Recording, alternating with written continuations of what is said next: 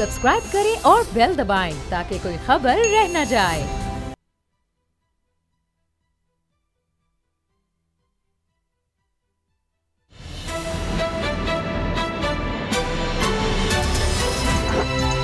अब पता चला। बिस्मिल्लाहिर्रहमानिर्रहीम, अस्सलाम वालेकुम। मैं हूं मोहम्मद उसामा गाजी और आप देख रहे हैं अब पता चला। पंजाब में बढ़ते जराइम और मुजरिमों के खिलाफ कार्रवाई नहीं हो रही, जिस पर वज़ीर आज़म इमरान खान बहुत बरहम है। अपनी इस बरहमी का इजहार उन्होंने अपने दौरा लाहौर में खुलकर किया। वज़ीर आला पंजाब उस्मान बुज़दार ने वज़ीर आज़म को बताया कि पंजाब के 42 सियासतदानों ने सरकारी ज़मीनों पर कब्जे किए हैं। 42 सियासतदानों के कब्जे हैं और मुख्तलिफ स्कीमों से गैर कानूनी पैसे बनाए, जिनके खिलाफ अहम सबूत हुकूमत ने हासिल कर लिए हैं। उस्मान बुज़दार का यह भी दावा था कि मुस्लिम लीग नून के बहुत से रहनुमा और अरकान असम्बली उनके साथ राब्ते में हैं। कुछ छुपकर मिलते हैं और कुछ सामने आ चुके हैं। बुज़दार साहब से लीगी रहनुमाओं की ये होने वाली मुलाकातें इनके हाथ आने वाले करप्शन के सबूतों का असर है या फिर नवाज शरीफ के बयानिए का हुनर, ये बुज़दार ही जाने। इस वक्त पाकिस्तानियों के लिए कोरोना बड़ी परेशानी बना है, जिसकी दूसरी लहर जाने निगल रही है, मईशत पर हमले कर रही है। वज़ीर आज़म इमरान खान रोज ये बात कह रहे हैं, लोगों को कायल करने की कोशिश कर रहे हैं, लेकिन एहतियात भी ज़रूरी है। रोज़गार के लिए वो कह रहे हैं कि रोज़गार खुला रखने के लिए हमने काम करना है और लोगों को कायल भी कर रहे हैं हुकूमतों को, लेकिन एहतियात भी ज़रूरी है। इसी एहतियात के पेश नज़र नए SOPs जारी किए गए हैं। तालीमी इदारों में छुट्टियां कर दी गई हैं। वज़ीर आज़म अपोजिशन से अपने जलसे रोकने की अपील भी कर चुके हैं, मगर सर पर सियासत का जुनून सवार है। हुकूमत की हर बात में अपोजिशन को कीड़े ही नजर आ रहे हैं, लेकिन सवाल तो आवाम का है, इंसानी जानों का है, जिससे अपोजिशन खेल रही है। मरियम नवाज को एंट्री टेस्ट के लिए बुलाए गए मेडिकल तलबा की बड़ी फिक्र है, जिसका इजहार उन्होंने आज ट्वीट करके किया कि इनकी जानों से खेला जा रहा है। मेरा मरियम नवाज साहिबा से मासूमाना सादा सा सवाल है, आप जलसों में अवाम को बुलाकर क्या कर रही हैं? क्या ये जानों से खेलना नहीं? क्या ये कोरोना फैलाने की कोशिश नहीं?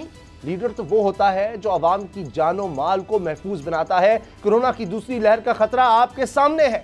आपके अपने शौहर ने नामदार को कोरोना टेस्ट दूसरी बार उनका मुस्बत आ गया है, फिर भी इंसानी जानों की कीमत पर आप जलसा खेलने से बाज क्यों नहीं आ रहे? यही सवाल बिलावल से भी है, जो खुद करंटीना में बैठे हैं और लोगों से मुल्तान जलसे में भरपूर शिरकत की अपीलें कर रहे हैं। मैं हाथ जोड़कर मरियम से, बिलावल से, PDM की क़यादत से अपील करता हूं, अपील अपने जलसे मौखर कर दें। ये वक्त एहतियात का है, सियासत का नहीं, लेकिन हम बाज नहीं आ रहे। जनाजों पर सियासत है, जलसों में सियासत है। कोरोना की शिद्दत बढ़ने के बावजूद अपोजिशन अपने जलसे मुलतवी क्यों नहीं कर रही? क्या कोरोना फैलाकर लॉकडाउन लगवाने की साजिश तो नहीं हो रही? लॉकडाउन लगेगा तो मईशत का पहिया रुकेगा और हुकूमत के लिए मसला बनेगा। क्या अपोजिशन ये सोच रही है? इसी पर हम बात करेंगे। असद खरल साहब, बाबर डोगर साहब मेरे साथ हैं। असद खरल साहब, पहले तो मरियम नवाज साहिबा ने जो गैर रस्मी गुफ्तगू की है कुछ साफियों से, जिसमें उन्होंने कहा कि उनके साथ जो जुल्म होता था जेल में, वो इसलिए नहीं बता रही कि कोई रहम की बात वो नहीं सुनना चाहती कि जी मुझ पर कोई रहम किया जाए। और ये नवाज शरीफ साहब को तो इन्होंने खुद बाहर भेजा, ये डर गए थे कि उनकी तबीयत बड़ी ख़राब है और किसी सूरत नवाज शरीफ को यहाँ नहीं आना चाहिए। 70 साल से यहाँ पर जमहूरियत के साथ मजाक हो रहा है, वो क्यों आए? देखें उसामा साहब, जो मरियम साहबा ने इससे पहले भी 2-3 चीज़ें कही हैं और आज भी उन्होंने इशारों कनाइयों में ये बात कही है, और जिस तरह हमेशा वो एक ब्लैकमेलिंग का टैक्टिस है वो इस्तेमाल करती हैं। जब कभी वो कहती है मेरे पास वीडियोज़ हैं, मेरे पास ऑडियोज़ हैं, हम वो सामने ले आएंगे, मेरे वालिद साहब के सीने में बहुत सारे राज हैं, वो उसको रिवील कर देंगे। आज फिर उन्होंने वही इस तरह की हरकतें की हैं।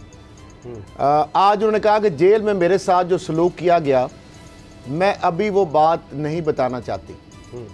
मैं ऐसी बात नहीं करना चाहती जिससे ये फील हो कि मैं कोई रहम किसी से ये मांग रही हूँ कुछ। दूसरा, इससे पहले मरियम साहिबा का एक और भी इस तरह उनके हवाले से एक मनसूब बात आई, शायद इंटरव्यू में उन्होंने बात की थी, गालिबन आप करेक्ट कर दीजिएगा। उन्होंने ये कहा था कि जब जेल में या नैब के हवाले से गालिबन उन्होंने कहा था कि मेरे वॉशरूम तक कैमरे लगा दिए। जी कई दफ़ा। अब मुझे ये बताएं उसामा साहब, कभी ह्यूमनली पॉसिबल है कोई एक मशरकी हमारा एक रवायात है या एक मुआशरा है और ख़वातीन के हवाले से, और वो एक रहनुमा है, मतलब माशाल्लाह जितनी वो वाइब्रेंट है, जिस तरीके से मीडिया के साथ इंटरेक्शन है उनका, वो आज़ाद रही हैं, अदालत में पेश होती रही हैं, लेकिन इस चीज़ का तज़किरा उन्होंने नहीं कभी किया। अब इस तरह के जो टीज़र किए जा रहे हैं, और कभी वो खाने में कह रही हैं, कभी दवाइयों की बात कर रही हैं कि पता नहीं किस तरह की दवाइयाँ उनको आ जाती थी। उसामा साहब, इनको तो VVIP प्रोटोकॉल मिलता था नैब की कस्टडी के दौरान भी, और जेल के अंदर आम कैदियों, आम हवालातियों जैसा इनके साथ सलूक नहीं होता था।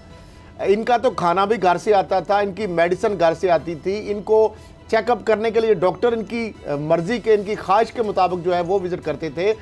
इनका जो स्टाइल जो था, जेल की बजाय नाम की जेल थी, लेकिन तमाम जो ज़रूरी सहूलियात है इनको वहाँ पे दी गई थी। ठीक। अच्छा, अब मामला ये है कि जो आज उनकी दादी फौत हुई हैं, उनकी अभी मैयत आ रही है, कल जनाजा है। मुझे ये बता, इस मौके पर इस तरह की बातें करना मुनासिब है? इनको तो बिल्कुल मौत भी भूल गई है। नहीं, लेकिन बाबर साहब, बाबर डोगर साहब, उल्टा सियासत तो आप कर रहे हैं। खुदा के लिए इस काम को अभी उनकी कुल तो हो लेने दे। अभी उनकी तो मट्टी, उनकी तो कफन जो मैला नहीं हुआ, अभी उनकी तदफीन तो हो लेने दे। उसके बाद यही मुल्क है, यही सियासत है। अच्छा, मर्जी आप मुझे बताएं, काम ये तो ख्याल रखे, ठीक है, आप जो खबरें बताते रहे, मैयत को खराब तो ना करे। ठीक है बाबर साहब, आप इस हद तक एक्साइटेड हो गई हैं कि सियासत के लिए को आपको एक दिन के अंदर आपको बिठा दिया जाए तक पे। अच्छा, 2-4 दिन सब्र कर ले, उनका कुल साता तो हो लेने दे। फिर हम भी यही हैं, पाकिस्तान भी यही है, मुल्क भी यही है, सियासत भी यही है, जो दिल में आप करें जिस तरह पहले आप करती रही। अच्छा बाबर डोगर साहब, आप खबरें ब्रेक करते रहे, वो सपने चलाई, सारी साबित हुई, जो खाने जाते थे उसमें गोश्त भी था, सब कुछ था। अब इस तरह की बातें हो रही हैं, कैमरे की बात पुरानी होगी, अब तो नई चीज़ें सामने आ रही हैं कि जी चूहों वाला खाना होता था, दवाइयों को फंगस लगा होता था, पता नहीं क्या क्या बातें होने लग गई हैं, और ये इतना जुल्म ये इस हुकूमत ने किया है कि किसी कोई नज़ीर नहीं मिलती, इस तरह की बातें। उसामा साहब, मरियम का तो मैंने ऑनेस्टली मैं वो भी प्रूव कर लूँगा, एक एक चीज़ आपके सामने ला के रख दूँगा। मियाँ नवाज शरीफ, मियाँ शहबाज शरीफ, हमजा शहबाज, इन्हीं की फैमिली ना, इन्हीं का ख़ानदान है ना, उनको जो जेल में जो फैसिलिटीज़ मिल रही है ना, वो मैं आपको बता देता हूँ। मियाँ नवाज शरीफ साहब पहले 6 महीने घर से खाना आता रहा, AC लगा हुआ था, PTV चैनल उनको, टेलीविज़न की सहूलत उनको मौजूद थी, बेड लगा हुआ था। अगर जुल्म होना होता तो उनके साथ भी किया जाता ये जुल्म।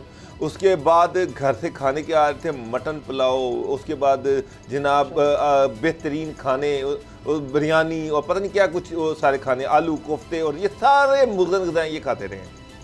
ये जो हार्ट का इशू जो बना है, मेरी खुद जेल खाना जात के लोगों से बात हुई, मैंने रोज़ाना की बुनियाद पर उनका मेन्यू हम यहाँ पर डिस्कस करते रहे। घर से सारी मुर्गी ग़िज़ाएँ आती रही, और उनको जो हार्ट का इशू हुआ वो इस वजह से हुआ कि उनको ये मुर्गी ग़िज़ाएँ दी जाती रही। उसके बाद जब गवर्नमेंट ने बैन लगाया, फ्रूट आता था, सूप आती थी, साहब जब गवर्नमेंट ने बैन लगाया कि घर से खाना नहीं आएगा, आप जेल का खाना खाएं, वहां पर भी इनको ये फैसिलिटी थी कि अपनी मर्जी का खाना पकवाते थे, घर से कच्चा खाना मंगवाते थे, वो कुक को पका के देते थे। ये कभी सहूलत मिलती है शरीफ फैमिली सर? ये सहूलत खर्चे खरल साहब उनको, उसामा साहब उनके लिए हर टाइम एक सर्विसेज हॉस्पिटल से, PIC से एक वहां पर मोबाइल जो वैन थी, हेल्थ मोबाइल वैन, वो वहां पर खड़ी रहती थी, जो उनकी हेल्थ की मॉनिटरिंग करती थी। उसके बाद डॉक्टर अदनान जो थे वो उनसे रेगुलर मिलते थे। मियाँ साहब ने तो VVIP जेल काटी है लाहौर के अंदर, शहबाज साहब जो है वो भी VVIP। यहाँ पर तो हालात ये है कि अगर उनको जरा सा बख्तेबंद गाड़ी पर एक दिन लेके गए तो उन्होंने चीखें मारनी शुरू कर दी हैं, हमजा शहबाज ने चीखें मारनी शुरू कर दी हैं। तो आप किस तरह से तसव्वुर करते हैं कि इनकी दवाइयाँ, फंगस लगी दवाइयाँ या फंगस लगे खाने, ये तो पॉसिबल ही नहीं है, ये मुमकिन ही नहीं है। अच्छा, अभी हमने जो करप्शन के केसेस हैं उनमें काफ़ी ज़्यादा गवाह आ रहे हैं, उसको भी डिस्कस कर रहे हैं, लेकिन उससे पहले बहुत सी खबरें हैं, मैं चाह रहा हूँ जल्दी जल्दी उस पर बात कर लें। असद खरल साहब, एक तो मोहसिन दावड़ अलग हो गए PDM से, तो इसका मतलब PDM तो टूट गई। मैंने आपको कहा था, ये कहा था जी, मैं क्या बिलावल साहब और मरियम साहबा मौलाना फजलुर रहमान साहब के सामने मोहसिन दावड़ की हमायत में खड़े नहीं होंगे, मौलाना फजलुर रहमान साहब प्रवेल करेंगे, आपने देख लिया। लेकिन उन्होंने कोशिश की और वो बात नहीं बनी, इसलिए मोहसिन दावड़ ने कहा जी फिर मैं नहीं आता। और पेशावर जलसे में एक वजह ये भी थी नाकामी की और तादाद कम की कि जी वो PDM के साथ PTM तो थी नहीं, वो तो माइनस हो गई। अच्छा, अब असद खरल साहब, ये क्या अजीब बात है कि मरियम साहिबा ये कह रही हैं कि ये बच्चों से, मेडिकल के तलबा से इम्तिहानात क्यों लिए जा रहे हैं, उनको बुलाया क्यों जा रहा है, इतना खतरा है, उनकी जानों से खेला जा रहा है, और ट्विटर पर आती है। तो फिर जलसों में लोगों को बुला रहे हैं, मुझे समझ नहीं आई। अजीबो गरीब किस्म की कहानी है कि जलसों में आप लोगों को बुला रहे हैं, उनको इनवाइट कर रहे हैं। जिस तरह आपने देखा कायरा साहब को कोरोना हो गया है, बिलावल साहब को हो गया, कमरुज़मान कायरा को हुआ, फिर कैप्टन सफदर को हुआ, दूसरी दफा पॉजिटिव आ गया। अच्छा, अब ये शहबाज शरीफ साहब को हुआ, पता नहीं उनका तो कोरोना भी ऑटो सिस्टम पे लगा हुआ, जिस तरह कमर दर्द है, जब दिल करे वो पॉजिटिव हो जाता है, जब दिल करे नेगेटिव हो जाता है। तो मामला ये है कि ये जो चीज़ें कर रहे हैं, मैं समझता हूँ कि अभी मरियम साहबा को 2-4 दिन सब्र कर लें। उनकी दादी का इंतकाल हुआ है, मेरा ख्याल अल्लाह उनको जलसा नहीं रुकेगा, जन्नत नसीब करे, आमीन। और इनको भी सब्र जमील अता फरमाए। और ये पहली दफ़ा देखें, ये लोग, उसामा साहब, मुझे रोना आता है और मुझे दुख और तकलीफ होती है कि क्या वो कहते हैं जिन्ना ले तू पाप कमाए कितने नहीं आज कर दे। वो मेरा ख्याल है मियाँ मोहम्मद बख्श साहब का खड़ी शरीफ वालों के चेयर है रहमतुल्लाह अलैह का, कि जिन्ना ले तू पाप कमाए कितने नहीं आज कर दे। इनके खाने बनने होते थे, उसामा साहब तो उसके लिए हेलीकॉप्टर में जाती थी भिंडियाँ, कभी जरदारी साहब के लिए, कभी नवाज शरीफ साहब के लिए जा रहे होते थे। फिर इनके सैरो तफरी के लिए, मरी के लिए हेलीकॉप्टर पे पूरे जहाज़, PIA के जहाज़ को बाकायदा एक बेडरूम में कन्वर्ट कर दिया जाता था, एक झूला हवा में उड़ने वाला बना दिया जाता था, पूरा लाखों करोड़ रुपए खर्च होते थे। आज उनकी वालदा तो बेयारो मददगार पार्सल कर दिया गया, उसको पार्सल कर दिया गया। यार इससे ज्यादा ये बेइस लोग हैं, जो इतने बेइस लोग हैं, जो अपने पालने वालों को, जो अपने पैदा करने वालों को इज्जत नहीं दे सकते। वो वोट को क्या इज्जत देंगे, वो अवाम को क्या इज्जत देंगे। ये तो इतने बेइस लोग हैं। इतवार वाले दिन रस्म कुल है। पहले तो इन्होंने ये कहा कि जी रस्म कुल में सिर्फ शरीफ फैमिली होगी, बाहर से कोई बंदा नहीं उसको ज्वाइन कर सकेगा। इसका मतलब ये है कि कोरोना है, कोरोना में ये बाहर से किसी बंदे को जाती उम्र में नहीं आने दे रहे। और उनकी जाती मेरी एक बात सुने, अभी इस टाइम जाती उम्र जो इनका महल है, उसमें मरियम से ताजियत के लिए कोई अंदर नहीं जा सकता। सिर्फ वो बंदा जिसका नाम अंदर से बाहर आता है कि ये गेट पे कि ना इस बंदे को एंटर दी जाए, उस बंदे को एंटर दी जा रही है। जिनसे वोट को इज्जत दो, आप उनको कह रहे हैं के बाद हाथ धोते हैं। आप कहते हैं अवाम की, कौन सी अवाम? अवाम के लिए दाखिला बंद है, सिर्फ राहिला काजी वो उनसे मिलने गई, उन्होंने इजाजत मांगी, उन्होंने कहा जी वो नहीं मिल सकती, वो अपनी पर्ची वहां पर छोड़ गई। उसके बाद अगले दिन गेट पे लिखा बताया गया कि ये 7 बंदे हैं PMLN के, जिसमें ख्वाजा सारफी, गिराना, सनाउल्ला, ये जितने स्पोक्समैन और जो दिन रात उनके लिए मरे जा रहे हैं, उनको कहा कि जी आप अंदर आएँ, मरियम से जाके अफसोस कर लें। उन्होंने अफसोस किया, उसके बाद वो बाहर आ गए। उसके अलावा कोई जाती उम्र के अंदर नहीं जा रहा। हाँ, वो मॉडल टाउन आई है थोड़े अरसे के लिए, वहाँ पर ये थोड़ा सा बैठी हैं, उसके बाद वापस चली गई हैं। तो फिर ये 15 दिन के लिए कह रहे थे जी लाखों लोगों ने आना है शहबाज शरीफ हमजा से। अब मुझे एक बात बताएं उसामा साहब, इतवार वाले दिन मुल्तान में जलसा है इनका जी। इतवार वाले दिन एक तरफ तो उनकी दादी के कुल हैं और ये वहाँ पर जा रही हैं मुल्तान में, ये कह रही है मैं जलसे में जाऊँगी, नवाज शरीफ ने मुझे कहा है। मेरा ये सवाल बनता है, एक तरफ ये कह रही है कि हुकूमत हमारे साथ सियासत कर रही है, आपका हालात ये है कि आपके घर में फौदगी हुई है, रस्म कुल होनी है और आप रस्म कुल छोड़ के सब कुछ छोड़ छाड़ के आप मुल्तान चली जाएंगी। क्या उस शायद है 30 को है ना, 30 को सर इतवार है। अच्छा 30 को 29 को मंडे है, सॉरी मंडे को, ठीक है, अगले दिन आप चली जाएंगी। यार मुझे एक बात बताएं, क्या हमारी ये जो मशरकी रवायात हैं, इस्लामी रवायात हैं, क्या इस तरह से हैं कि घर में फौजी है, लोग आपसे इज़हार अफसोस के लिए आना चाह रहे हैं और एक तरफ आप लोगों को घर में आने नहीं दे रही कि जनाब कहीं ये कोरोना ज़दा कीड़े मकोड़े मेरे घर में ना आ जाएं, कहीं हमें कोरोना ना हो जाए। वहाँ पर आप कंटेनर लगवाएंगी, कंटेनर पे आप 10 फुट दूर आप लोगों से बैठेंगी और आम कीड़े मकोड़े सामने बैठे होंगे। उसामा साहब 1 मिनट, कल मुल्तान में रैली निकली जी, उसके बाद अरेस्ट हुए, आज जमानत हुई जी, हो गई। मुझे कल की रैली में, आज की जमानत में भी कई 100 लोग वहां पर मौजूद थे। मुझे किसी एक बंदे ने SOP पर अमल किया हो तो मुझे पकड़ लीजिएगा, लेकिन कोई मुझे फेस मास्क नहीं नजर आया। नहीं बिलावल कह रहे हैं, बिलावल आप कहते हैं एहतियात करते हैं, बड़ी एहतियात करते थे, कंटेनर पर वो भी होते थे, अवाम में उस तरह से नहीं जाते थे, लेकिन असद करल साहब उनको भी कोरोना हो गया, वो करंटीना में है, बहन की मंगनी में शिरकत नहीं कर रहे। कितनी बड़ी बात है, लेकिन वो कह रहे हैं कि मैं जलसे में खिताब करूंगा और लोग आए एहतियात के साथ हैं। सर लोग कीड़े मकोड़े हैं, लोग क्या हैं, उनका मरना इनके लिए कोई अहमियत नहीं रखता। ये वो लोग हैं उसामा साहब जो सोने का चमचा लेके पैदा हुए हैं, ये मुगल शहजादे शहजादियां हैं, इनके लिए अवाम की हैसियत कीड़े मकोड़ों से ज्यादा नहीं है। लोग मरते हैं, मरे भले, जीते हैं जिए, इनको अपनी सियासत अजीज़ है, इनको अपना इक़्तिदार अजीज़ है, इनको ये जो नैब का ऑर्डिनेंस है ये ख़त्म होना चाहिए। बाकी किसी चीज़ से इनको कोई सरोकार है ही नहीं है। यार अगर थोड़ी सी भी इंसानियत होती ना तो ये कह देते कि जनाब कि जी बच्चों को बुलाकर इम्तिहान अगर लिया जा रहा है तो वो उनकी जानों को खतरा है। अब वहाँ तो एसओपी में फिर भी अमल हो सकता है, हर बच्चा जो इम्तिहान देने आएगा उसको फासले पे बिठाया जा सकता है कि जी अगर किसी ने मास्क नहीं पहना सबसे पहले ये मुल्तान का जलसा कैंसिल करें, नहीं वो नहीं, लोगों पे रहम करें, लोगों को कहें कि यार कोरोना जो है वो बढ़ रहा है। उसामा साहब, जिस स्पीड से कोरोना बढ़ रहा है, मियो हॉस्पिटल में मैंने आज पता किया कि वार्ड भरा हुआ है। लाहौर में कोरोना की वजह से कल 9 लोग जो उनकी डेथ हो गई। लाहौर में जो कोरोना है उसकी तादाद जो है तकरीबन 300 तक चली गई है। पंजाब में 1000 की रिपोर्ट जो आई है, मुल्तान में 200% वेंटिलेटर में इजाफा हुआ है, ऑलरेडी जो रिपोर्ट मौजूद है। और आप खुद कह रहे हैं कि जातिगुरु में दिया जा रहा है। सर अगली खबर पर एक चीज है, सिम्टम्स आपके सामने है। Bilawal corona, CM Sindh corona, आपके खामन को कोरोना, आपके चचा को कोरोना, ये सारे लोग वो लोग जो प्रोटेक्टेड है, सबको कोरोना हुआ है। उन सबको देखते हुए भी यार इनके दिल में तरस नहीं आ रहा, कैसे पत्थर के दिल हैं इनके कि सियासत होती रहेगी।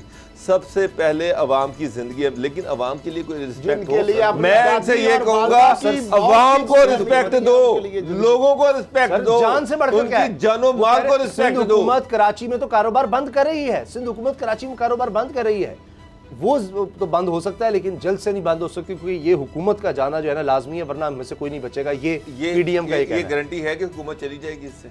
नहीं, ये तो जाहिर है किस तरह वो कह रहे हैं कि जी जनवरी तक, बस वो कहना ही है। आपको पता है किस तरह से गवर्नमेंट जाएगी ये जल्द। अच्छा सर, मैं एक बात बता दूं कि ये जो हो रहा है ना, अल्टीमेटली अवाम, पेशावर में आपने कहा कि लोग नहीं है पीटीएम की वजह से, मैं कह रहा हूं कि इनके जो दोगली पॉलिसी है उसकी वजह से नहीं है। लोग देख रहे हैं कि मुख्तावर की मंगनी हो रही है, वहां पर क्या हालात हैं, जाती उमरा में क्या हालात है, और उनको किस तरह से बेवकूफ बनाया जा रहा है, इस वजह से लोग नहीं आ रहे। मनी लॉन्ड्रिंग केस के हवाले से शहबाज शरीफ खानदान बड़ी मुश्किल में है। अब इसमें आप देखें कि एक तो उनकी बेटी राबिया इमरान, दामाद हारून यूसुफ और बेटे सलमान शहबाज को इश्तिहारी करार दे दिया गया है। और इसके अलावा अब 3 गवाह तैयब जवार, खालिद महमूद और फैसल ने बयान देने के लिए ज़ाती हैसियत में ये अदालत में पेश हुए हैं, एहतसाब अदालत में। यह है शहबाज शरीफ साहब मामला। दूसरा फिर है जनाब जरदारी साहब का और गिलानी साहब का मामला। अब हैरान कुन तौर पर मैं चंद चीज़ें आपको बताना चाह रहा हूँ। एक तो नरगिस सेठी साहिबा जो साबिक प्रिंसिपल सेक्रेटरी हैं, वो भी गवाहान में शामिल है यूसुफ रज़ा गिलानी के खिलाफ। तोशाखाना केस के लिए वो गाड़ियाँ किस तरह जरदारी साहब को, नवाज शरीफ साहब को दी गई। सिर्फ यह केस नहीं है, आप गवाह जो है उनकी तादाद सुनते जाएं। 205 गवाह हो चुके हैं इस वक्त नैब के पास। पार्क लेन केस साबिक सदर आसिफ जरदारी के खिलाफ 61 गवाह, मनी लॉन्ड्रिंग में 71, तोशाखाना में 43, छठा वाटर सप्लाई में 30 गवाहान। खरल साहब, गवाहों की तो इतनी लंबी फहरिस्त है, क्या होगा? ये तो गवाह है मुख्तलिफ महकमों के जो इसके अंदर इन्वॉल्व थे, और जो जरदारी और नवाज और गिलानी के जो खिलाफ जो 43 वो गवाह हैं जो समझे कि पूरी उन्होंने बता दिया, इनके ऊपर इल्ज़ाम जो प्रूव करने के वाले से बाकायदा असिस्ट किया उन्होंने इदारों को, कोर्ट को, और ये वो सारी चीज़ें हैं जिस तरह आपने बताया कि सरकारी खजाने से गाड़ियाँ हैं औने पौने मिल गई, करोड़ों की गाड़ियाँ, लाखों में। अच्छा, नवाज शरीफ को भी मिल गई, कमाल ही था, और जाली अकाउंट से पेमेंट हो रही है। अब इससे ज़्यादा मुझे बताएं इसमें कहाँ विक्टिमाइजेशन है? क्या गाड़ियाँ आपके पास एग्जिस्ट नहीं करती? क्या करोड़ों और अरबों की चीजें आपने लाखों में नहीं ली? बिलावल कहते हैं पैसे ले लो। क्या आपने जो पैसे दिए हैं क्या आपने अपने जाती अकाउंट से दिए? क्या जो पैसे ले लें, ज्यादा पैसे ले लें, वो फेक अकाउंट्स के अंदर से जो पेमेंट नहीं हुई आपकी? तो ये वो सारी चीजें जो आपने करप्शन की, आपने इख्तियारात का नाजायज इस्तेमाल किया, लूट मार की, किकबैक्स के लिए, और जो अरबों रुपए आपने काला धन बनाया, और जिस तरीके से आपने टीटीज लगाई और आपकी कई बड़े आजमों तक जायदादें फैली हुई हैं, पाकिस्तान को आपने लूटा है। और वो कहते हैं लूटो और फुटो, पाकिस्तान तो सिर्फ आप लूटने के लिए जाते, वरना तो आप देखें ना, जो अपने वालिद की मैयत के साथ नहीं आ रहे, जो अपनी वालदा की मैयत के साथ नहीं आ रहे, जिन्होंने पार्सल करा दिया उनको, इससे ज़्यादा कोई बेहिसी की बात है? इससे ज़्यादा मैं क्या आप कहूँ, इससे ज़्यादा यानी कोई भी अपने प्यारों के साथ इस तरह रवैया करता है इख्तियार? उनके 3 माशाल्लाह वहाँ पे पोते हैं, वो नहीं आया साहब। सर जेल का खौफ, नवाज शरीफ साहब जेल का, अच्छा उनके जो समझी आगे नवाज शरीफ साहब के वो नहीं आए, एक चीज तो क्लियर है, उनकी बहू है वो नहीं आई। ये जो असल तकलीफ है, जो इमरान खान साहब ने कल भी लाहौर में ये कहा कि जी मैं इनको किसी सूरत में एनआरओ नहीं दूंगा। एक चीज तो क्लियर है कि जिस तरह से गवाह आना है कि 205 गवाह जो हैं ये तो जरदारी साहब के खिलाफ ही आ गए हैं। इनके किसी के खिलाफ ही आ गए हैं। शहबाज शरीफ साहब के में भी इश्तिहारी हो गए ना, उनकी बेटी दामाद। अब ये असल मसला ये है, असल दर्द ये है पीटीआई PMLN को और पीपल्स पार्टी को कि ये जो केसेस चल रहे हैं जिसमें सारे ख़ानदान इश्तिहारी हुए हैं कि ये नैब को बंद किया जाए, ये नैब जो है इसका बेड़ागर्क किया जाए कि नैब के ख़िलाफ़ ये जो इमरान खान साहब हैं जो कहते हैं ना NRO नहीं दूंगा, और हम भी ये कहते रहे कि जनाब NRO मांग कौन रहा है। असल चीज़ ये है कि इमरान खान इनका साथ दें, इन पे प्रेशर बढ़ाया जाए, इनका साथ दें और साथ दे के ये जो नैब एक लेजिस्लेशन लेके आई जाए और ये नैब का महकमा जो है इसको किसी सूरत में भी इसको बंद किया जाए ताकि ये जो केसेस हैं इनसे हमारी जान छूटे। ये जो कोरोना में भी लोगों को बाहर निकाल रहे हैं ना कि लोग मरते हैं मरें लेकिन हमारे साथ खड़े हो जाएं। आप जो कहते हैं ना सियासत तो बाद में भी होती रहेगी, ये सियासत नहीं है उसामा साहब, ये इशू ये नहीं है। इशू ये है कि गवर्नमेंट पे प्रेशर बढ़ाया जाए, अदारों पे प्रेशर बढ़ाया जाए और किसी तरह से किसी भी सूरत में ये जो केसेस हैं इनसे अपनी जान छुड़वाई जाए। असल इशू सिर्फ ये केसेस हैं जिनमें गाँवों की तादाद जो है वो बढ़ती जा रही है। जो केसेस हैं अब आप शहबाज शरीफ का देख लें, 7 अरब से 21 अरब तक चला गया, कोई 40 के 50 गवाह उनके पास आ गए। यहाँ पे खरबों रुपए की करप्शन है और गवाहान जो है वो मौजूद हैं कि यहाँ पर तो रज़ाई साहब के तो केस में ये भी कि ये करप्शन कहाँ हुई, किस तरीके से हुई, हर चीज़ की डिटेल मौजूद है। ऐसे नहीं है कि बिलावल साहब क्वारंटाइन हुए हैं लेकिन मुल्तान के जलसे से वो खिताब करेंगे। असल इशू ये है कि जनाब हमारी जान छोड़ी जाए। नहीं, बिलावल ने बड़ा अच्छा एक नुस्खा दिया, उन्होंने कहा जी जितने की ये गाड़ियाँ थी उतने पैसे ले लें। बड़ा सादा है, वो तो कह रहे हैं कि चलें अगर अच्छा मुझे कम पैसे ज्यादा ले ले, ये और जेलों में क्या जरूरत है? जो डाकू हैं जो पकड़े हुए आपने, जिन्होंने डकैतियां की हैं, जो कारें चोरी की हैं, जिन्होंने घरों में डकैतियां की हैं, शाहराहों पे की हैं, वो अगर वापस दे देंगे तो उनको छोड़ दें, फिर आप उनको जेलों से निकाल दें। ठीक है, मैं इसे एग्री करता हूँ। फिर पाक लेन और ये जितने भी फ्रॉड हैं, ये जो आपके बाकी केसेस चल रहे हैं उसमें जो आपका 400-500 अरब रुपए के जो आप पे इल्जामात हैं आपने करप्शन किए वो सारा पैसा दे दें। आपने फेक अकाउंट्स के जरिए जो आपने सिंध बैंक लूटा वो आप पैसे वापस दे दें, जो आपने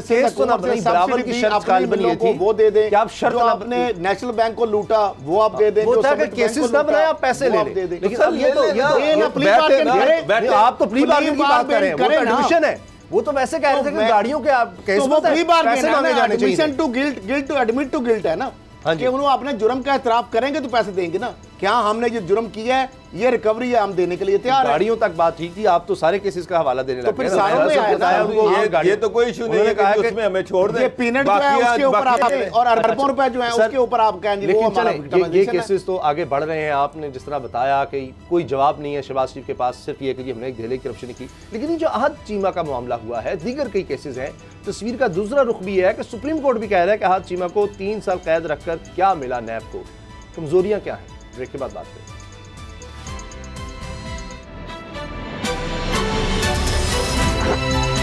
अब पता चला।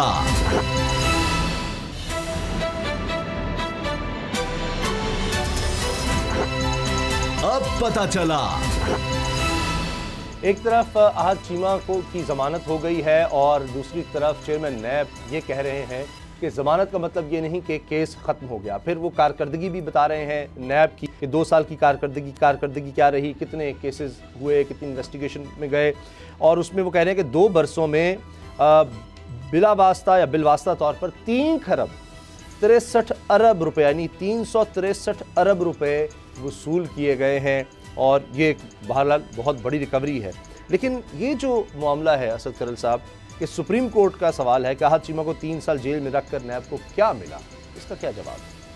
यही हमारा सवाल है और वैलिड क्वेश्चन है कि 3 साल तक अहद चीमा के जो आपने अरबों रुपए के असासों की डिटेल्स आपने तो खैर क्या निकालनी थी, वो हमने निकाली, हमने प्रोग्राम में दिखाई, मैंने सुप्रीम कोर्ट में वो चीज़ें रखी। उसी की बुनियाद पर ग्राउंड ऑफ अरेस्ट बनाया गया जो उन्होंने किकबैक्स ली थी ये जो आशियाना स्कैंडल के अंदर, और वो सारा जो पैरागॉन से अकाउंट से पैसे किस तरह हुए सारा।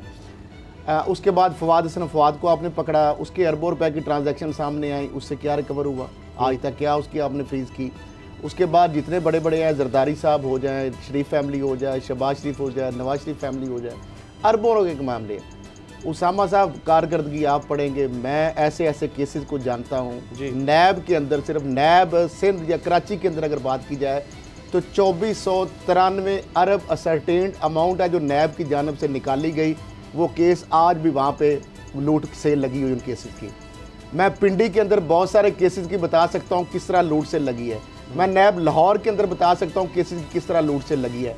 मैं नैब मुल्तान के अंदर बता सकता हूँ कि नैब के कौन कौन से केस कितने कितने में बिक रहे हैं, कौन कौन बंदा। आपके डीजीज जो है अरबों रुपए के असासे बना रहे हैं, करोड़ों रुपए के असासे बना रहे हैं। आपके डायरेक्टर यानी केस बंद, यानी इतने गंदे अंडे नैब के अंदर बैठे हुए। आज मैं अगर एक एक को एक्सपोज करना शुरू कर दूं तो इसके ऊपर एक नैब उठानी पड़ जाए।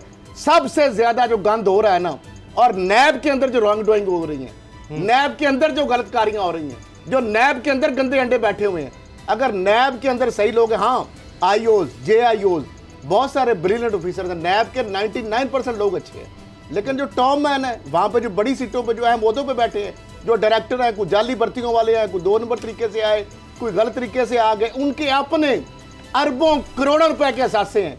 ये चेयरमैन नैब को मैं चैलेंज दे रहा हूं, आप जरा चेक कराएं। अगर आपका I&V और I&S और बाकी इदारों से अगर आपको इंफॉर्मेशन चाहिए होगी तो मैं ऐसे नहीं टीवी में यहाँ पे बता दूंगा। मैं आपको एक एक DG का बताऊंगा कि उसका किसके प्रॉपर्टी डीलर के साथ राब्ता है, किसके फ्रंटमैन के जरिए कैसे राब्ता होता है, कौन कौन से केस बिक रहे हैं, किस किस रेट पे उनके तय हो रहे हैं। आपके SOP नाम नहार जो SO कार्ड चेक करें, आपकी इंक्वायरीज और इन्वेस्टिगेशन और रेफरेंस कितने सालों से पड़े हुए हैं, कौन कौन से भावता हो रहे हैं, कौन कौन से बंदे और फाइलों के ऊपर बैठे हुए, लूट सेल लगी हुई है। मैं आज आपको बता दूं तो आपका नैब का मुंह ऐसी कालक मली जाए, आप मुंह दिखाने के काबिल न रह जाए। हम इसलिए कह रहे हैं कि हम खामोश इसलिए हैं, हमारी जुबानें इसलिए बंद है कि चले चंद ज्यादा अक्सरियत नैब के अंदर लोगों की, अच्छे लोगों की है, लेकिन वो बेचारे पॉलिसी साजी में नहीं है, वो वहां पे फैसला साजी में नहीं है। आपके जो चेते हैं, जो लोग ऐसे ऐसे गोल खिला रहे हैं, क्या आपको नहीं पता? क्या आपको नहीं पता केसों में सौदे होते हैं? क्या आपको नहीं पता आपका 30 दिन 90 दिन 60 दिन की जो कहानी है जिसमें चीफ जस्टिस ऑफ पाकिस्तान ने कहा 179 मेगा करप्शन केसेस जिसमें सुप्रीम कोर्ट में ले गया, उसके साथ जो आपने तिया पांचा उस केसेस का किया है, आपने अंडरटेकिंग दी थी सुप्रीम कोर्ट में विदाउट फियर एंड फेवर।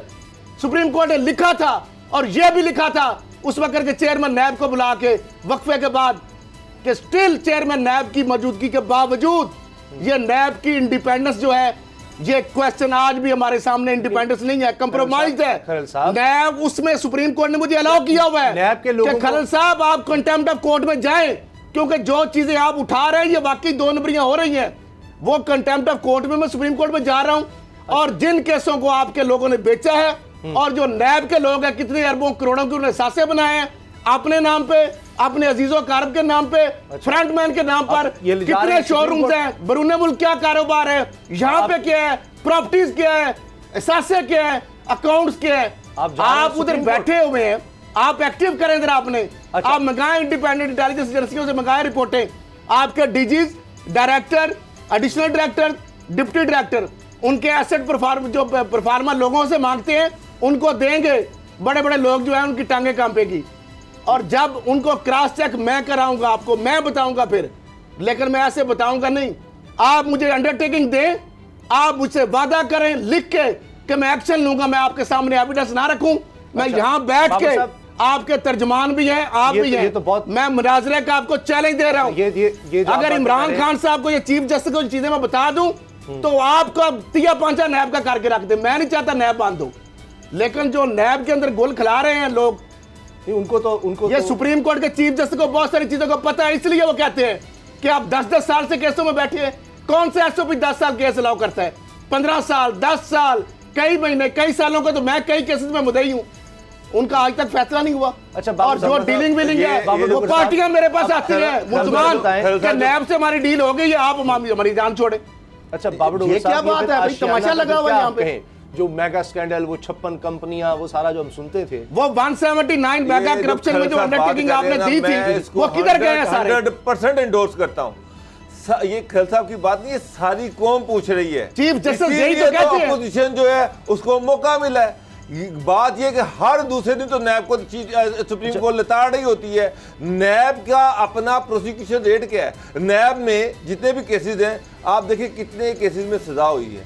तो सजा का तो 75% दिखा देगा, डॉक्टर साहब 70% है, लेकिन मुल्ज़म एक भी बात है, सबकी तो बेल हुई है, 70% उसमें एक मुझे एक बात बताएं, वो बेचारे जिनको कोई पूछने वाला नहीं है, वो इन्होंने पकड़ा हुआ है, बाकी तो सारे रोते फिर रहे, जितनी मोटी असामी है उतना ज्यादा वो फिर रहा है हंसी खुशी, और वो बेचारे जो कमजोर है, वीक है, जिनका मैं आपको कहेंगे तो मैं आपको कल केसेस की लिस्ट दे दूंगा कि एक एक केस का कितना इन्वॉल्व है अमाउंट, लेकिन और वो कई सालों से पड़े हुए हैं बाबर साहब, अब कई महीनों से कई सालों से पड़े हुए हैं। नैब ने जस्टिस जावेद इकबाल साहब ने कहा है एक एक चीज एविडेंस के साथ दी है। अच्छा, उन्होंने इंकशाफ किया है कि ब्यूरो अपने तमाम इलाके हेडक्वार्टर्स में रिसर्च एसोसिएट्स यानी कानूनी माहिरीन वो तैनात करने जा रहा है जो अदालतों में मुकदमा लड़ने में मदद करेंगे नैब की। तो पहली तो बात ये है, पहली बात तो ये है, मैं तो पहला सवाल ही ये है कि ये नैब ने जितने भी केसेस बनाए हुए हैं ये तो सारे मनी लॉन्ड्रिंग के केसेस हैं, इनके आईओज कर क्या रहे हैं कि गवर्नमेंट इनसे कोऑपरेट नहीं कर रही, पंजाब गवर्नमेंट इनसे कोऑपरेट नहीं कर रही। खल साहब, मसला ये है कि ये जो केस आता है कि जी ये पैसा ये बिनामी अकाउंट बाहर चले गए, ये बिनामी में इतना पैसा आ गया, ये इतने खरब था आया, इतने ज्यादा बाहर चला गया, ये तो आप और मैं ये भी पता कर लेंगे ये कौन सा सिर्फ एक केस एक करोड़ में बेचा, इस केस में 50 करोड़ तो इकट्ठा लिया ना पैसे करके एक घर बना लिए कहीं एस्टैब्लिश किया कि ये जो पैसा है इस करप्शन से आया है, ये मेट्रो में करप्शन हुई है, ये ऑरेंज लाइन में करप्शन हुई है, ये फलाने महकमे में करप्शन हुई है, इस करप्शन का जो पैसा था ये इस तरह से बेनामी से ये बाहर गया। मुझे बताएं कि वो ट्रेल किसने देनी है, वो कैसे पता करनी है? आपका क्या ख्याल है शहबाज बता देगा इनको? अगर हमजा शहबाज खुद बताएगा कि ना ये पैसा जो है ये मैंने फलानी करप्शन से कमाया, ये इनकी भूल है, ये अगले 100 साल भी नहीं बता। उनके काने हैं डॉक्टर साहब, मेरे से ना मुंह खुलवाएं, ये काने हैं उनके नैब के, ये जो शहबाज शरीफ के और हमजा के, ये नैब वाले, मैं आपको बता देता हूँ, ये उनके सामने आके उठा के खड़े नहीं हो सकते।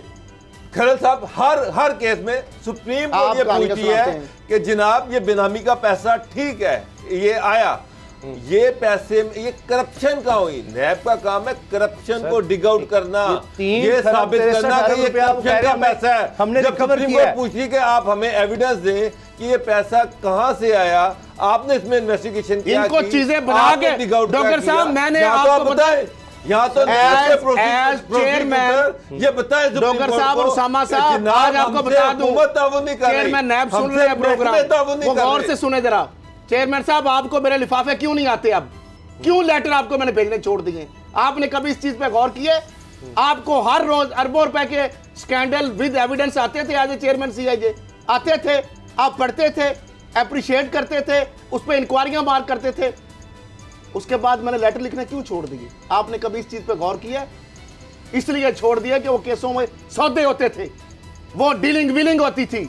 आज जरा वो मेरी इंक्वायरी सिर्फ सीआईजे के चेयरमैन के तौर पर जो एविडेंस के साथ मैंने अरबों रुपए के, सिर्फ मैं बता रहा हूं, जो मैंने केसेस भेजे हैं, इंक्वायरीज भेजी हैं, वो आप मंगा के देख ले, और 179 मेगा करप्शन का जरा आप डाटा जरा रिव्यू कर ले, क्योंकि मैं सुप्रीम कोर्ट जा रहा हूं, तो वहां फिर भागने के लिए जो नैब के जो लोग हैं ना, जिन्होंने गंद किए हुए हैं, मौका नहीं मिलेगा फिर ना मैं भागने दूंगा वहां से। वज़ीर आला सिंध के खिलाफ तौहीन अदालत का नोटिस है, ब्रेक के बाद इस पर बात करेंगे।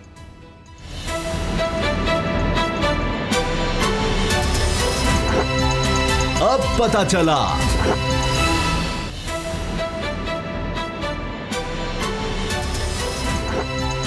अब पता चला। चीफ जस्टिस ऑफ पाकिस्तान, जिनके बारे में हमने बात भी की थी, और खुद वजीर रेलवे ने कहा था कि ये क्रेडिट जो पाकिस्तान में 25 साल बाद रेलवे कराची की बहुत बड़ा प्रोजेक्ट, बहुत अहम प्रोजेक्ट, और जिस बारे में इंटरनेशनली कहा गया कि सबसे बड़ा मैस ट्रांजिट सिस्टम दुनिया के किसी अगर बड़े शहर में है तो कराची है, तो इन चीज़ों को देखते हुए ये बहुत बड़ा कारनामा था और क्रेडिट जाता है चीफ जस्टिस ऑफ पाकिस्तान को। और वही बात जो हमने प्रोग्राम में कही थी कि इसमें मसाइल आएंगे, और उम्मीद की किरण अगर थी कोई तो वो चीफ जस्टिस ऑफ पाकिस्तान है। अब उनको वज़ीर आला सिंध को तौहीन अदालत का नोटिस देना पड़ा है, 2 हफ्ते में जवाब तलब किया गया है कि काम उस तरह से मुकम्मल क्यों नहीं हो रहा। तो असद खरल साहब, ये तो जो बात हमने कही थी बाबर डोगर साहब ने, आपने, ये तो वही लग रही है कि कोई भी वहां पर काम आज भी नहीं करना चाह रहा। देखिए, अब मामला ये है कि जो हो रहा है ना उसामा साहब, जितना भी ये हुआ है, जितना अब सर्कुलर रेलवे खुला है या बाकी ये काम होना है, all the credit goes to honourable chief justice of Pakistan justice Gulzar Sahab. मैंने पहले भी कहा था कि उनकी वजह से शेख रशीद साहब ने कोई एहसान नहीं किया उनको क्रेडिट देके, क्योंकि जिस तरीके से वफाकी और सूबाई हुकूमत के रिलेशनशिप है आपको पता ही है। सुप्रीम कोर्ट के नोटिस लेने के बावजूद यानी DGFWO को जब उन्होंने कहा कि क्या वजह ताखीर की, तो उन्होंने कहा जी हमने तो नक्शा डिजाइन बना के दे दिया है, सिंध हुकूमत जो है उसने अप्रूवल देनी है। उसके बावजूद देखे सिंध हुकूमत के कान पे जूं तक नहीं रहेंगी। इससे पहले भी नोटिस हुए हैं 10 अरब का, उन्होंने बताया जी 10 अरब का मामला है, तो उन्होंने कहा छोटा सा काम है, एक अंडरपास है और एक ओवरहेड ब्रिज बनना है। तो अब मामला ये है कि नोट करें, हाँ जी चीफ जस्टिस ने उसका भी नोटिस लिया है कि एक अंडरपास है, एक ओवर ब्रिज है और उसके लिए अप्रूव हुआ 10 अरब रुपया।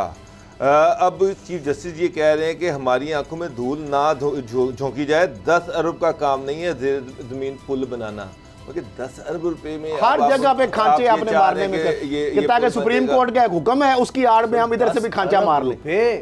अब मैंने आपको पहले कहा था कि चीफ जस्टिस ऑफ पाकिस्तान को उनकी गहरी नजर है, उनका अपना एक नेटवर्क है।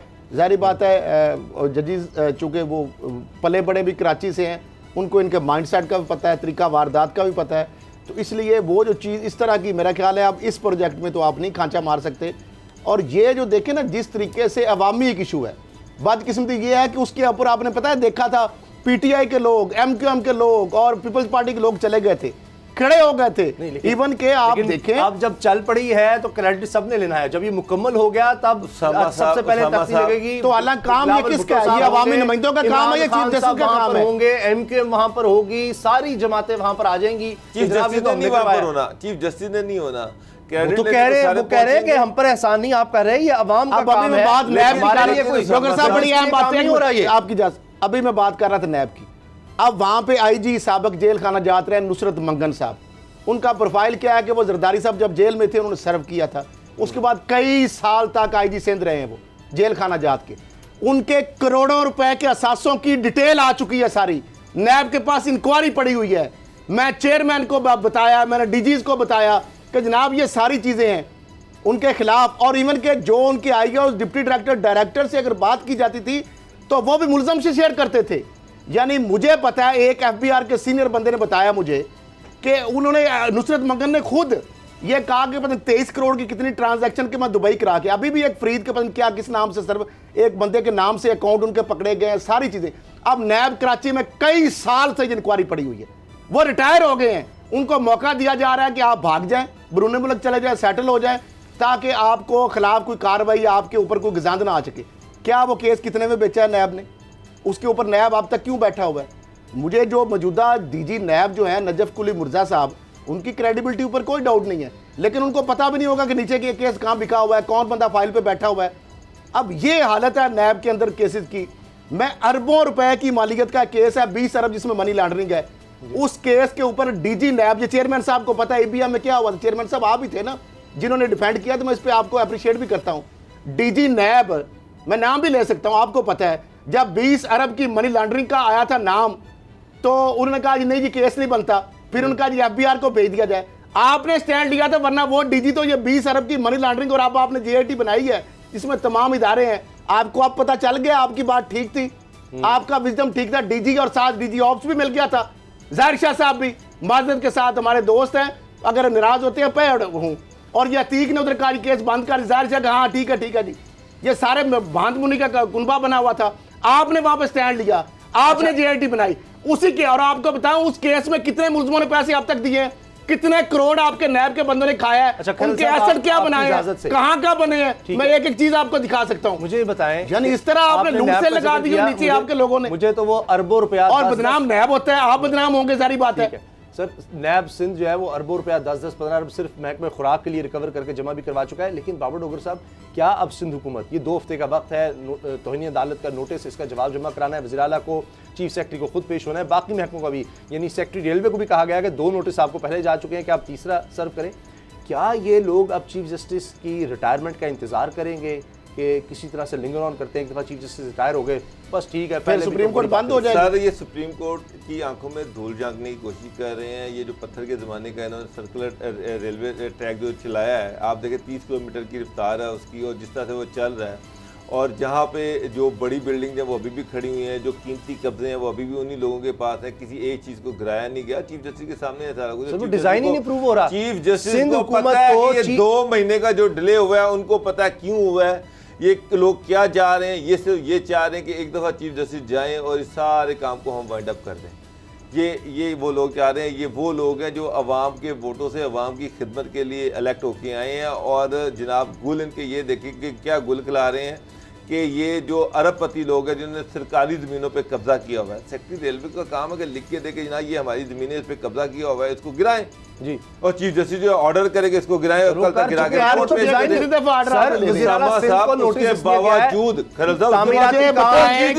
ये कैसी बात है कि सुप्रीम कोर्ट का ऑर्डर होता है, झोंपड़ी गिर जाती है, छोटा मकान गिर जाता है, बड़ी इमारत नहीं गिरती। अभी एक और मिसाल देता हूँ। चीफ जस्टिस ने ऑर्डर दिया, इलीगल जो सरकारी जमीनों पर छोटी मोटी जो झुग्गियां, छोटे मोटे जो मकान थे जो कई हाथ बिक चुके थे, उनको तो गिरा दिया। उनके तो खिलाफ कहा कि हम पेट्रोल पंप उसी तरह होते हैं। लेकिन आरब हबीब का प्लाजा है, आज भी खड़ा है। वो देवा अकल चुके प्लाजा है, वो उसके पीछे आरब हबीब है, इसलिए वो खड़ा हुआ है। अब ये देखें ना कि ये किस तरह ये सारी चीजें हो रही हैं। मजे की बात ये है कि इसमें पीपल्स पार्टी, पीटीआई, एमक्यूएम सारे इकट्ठे हैं वहां पर, सब एक दूसरे के साथ मिले हुए हैं। किसने मोहम्मद अली शाह को कराची का डिप्टी कमिश्नर लगाया गया है, उसको तब्दील होने लगा था, फिर उसने बासर अपनी सिफारिश लड़ा ली।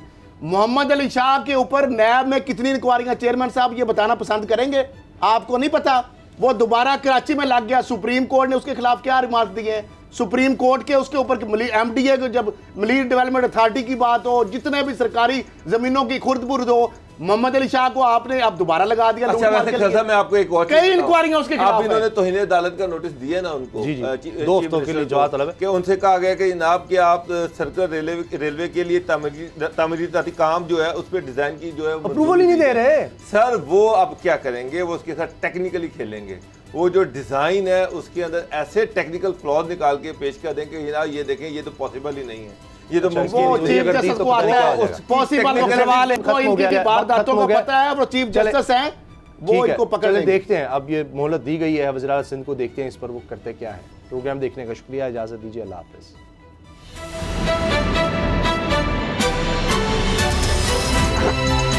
अब पता चला। सब्सक्राइब करें और बेल दबाएं ताकि कोई खबर रह न जाए।